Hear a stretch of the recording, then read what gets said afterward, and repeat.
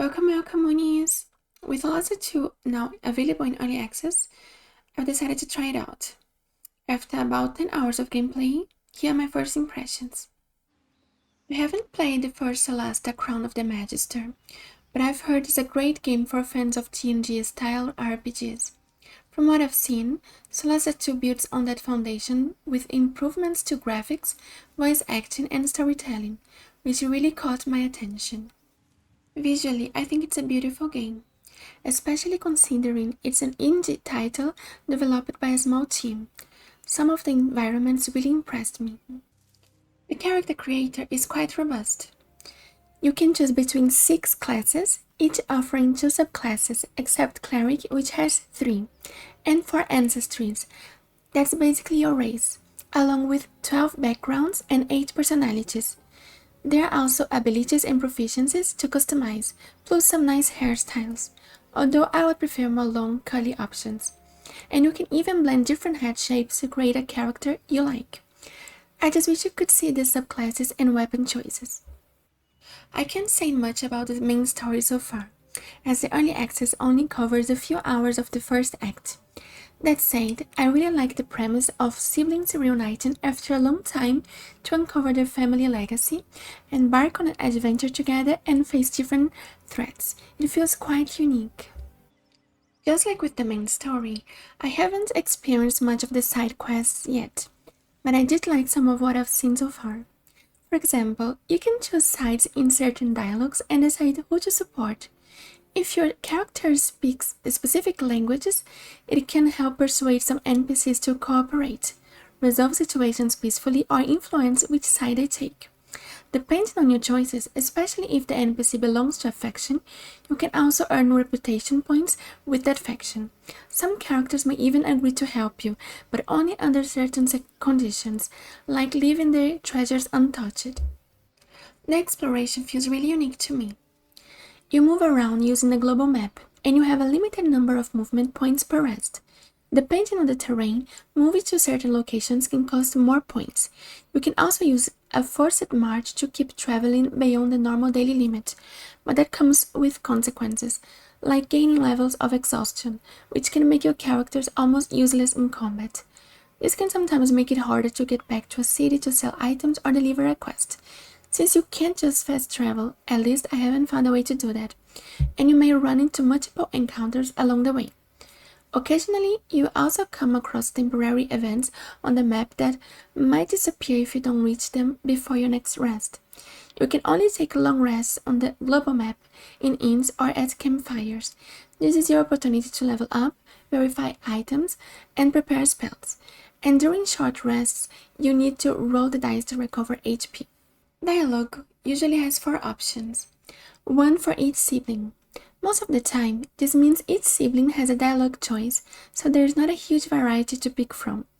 I really like that all dialogue is fully voiced, with great voice actors like Deborah Wilde, Ben Starr, Ellen Thomas, Amelia Tyler, and many others. I love how each sibling, personality, and role affect the lines, giving each of them a unique temperament in cutscenes and conversations.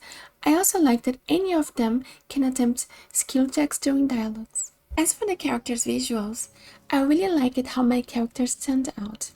The facial expressions could be improved, but it may still improve by the full release. Considering this is still early access and made by a small indie team, I think it already looks really good. I found the combat to be quite challenging. I played on Authentic mode, and even though I haven't played the first Solasta, I have experience with other turn-based CRPGs like Divinity Original Sin 2 and Baldur's Gate 3, so I thought it wouldn't be too hard. I'd heard that Solasta sticks closely to D&D rules, is very tactical, and that positioning matters a lot, and I can see why. My characters miss a lot of attacks, the enemy's density is high, they dealt more damage and had more HP and often attacked more than once per turn. Stabilizing an ally costs an action, and if a sibling dies and you can't resurrect them in combat, it's game over.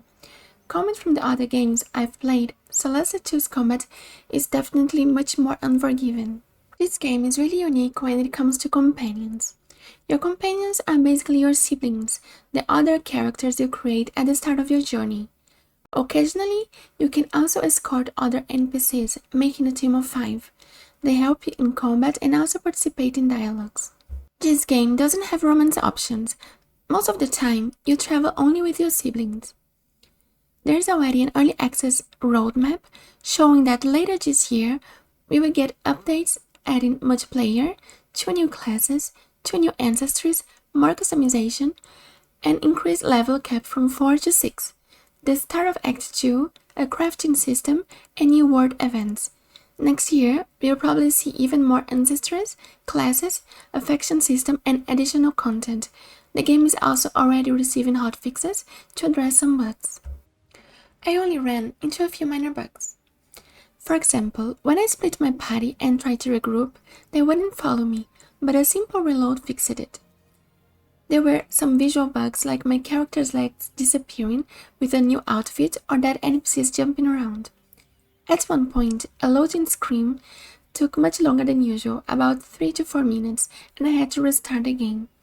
The biggest issue for me was in the main city, where the game froze and became very laggy while exploring and during cutscenes. I don't think it's my PC, though, since I can walk around the larger city in Baldur's Gate 3 without any problems.